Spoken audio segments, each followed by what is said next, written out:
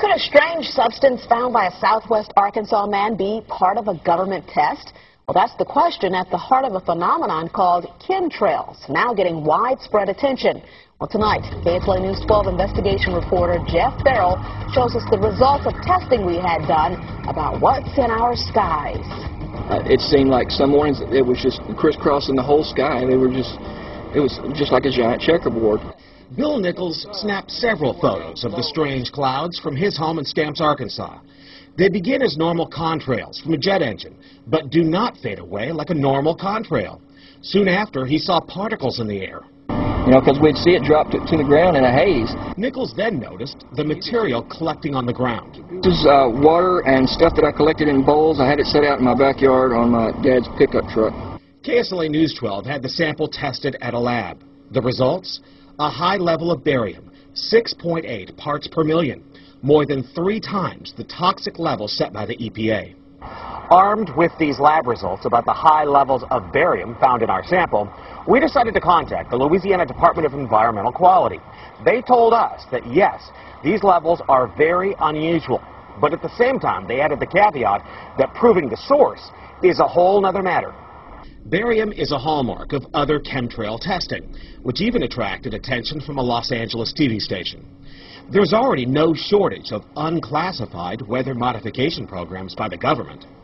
But those who fear chemtrails could be secret biological or chemical testing on the public point to the 1977 Senate hearings in particular, which confirmed 239 populated areas had been contaminated with biological agents between 1949 and 1969.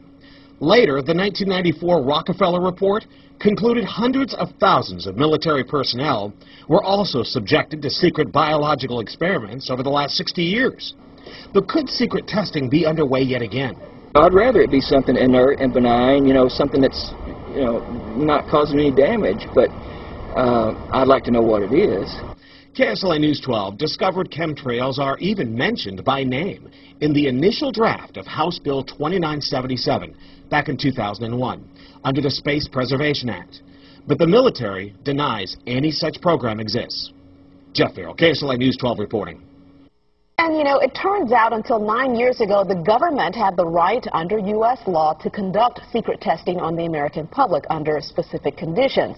Only a public outcry repealed part of that law, with some exceptions. Now, Jeff's report mentioned high levels of barium linked to those alleged chemtrails. We wanted to find out exactly what effects barium has on the body. We spoke with Mark Ryan, the director of the Poison Control Center. Ryan tells KSLA News 12 that short-term exposure can lead to anything from stomach to chest pains. Long-term exposure causes blood pressure problems. Ryan addressed concerns by chemtrail researchers that barium could be meant to wear down a person's immune system. Anything that causes ill effects in the body long-term chronically is going to affect your ability because it's constantly working on the body.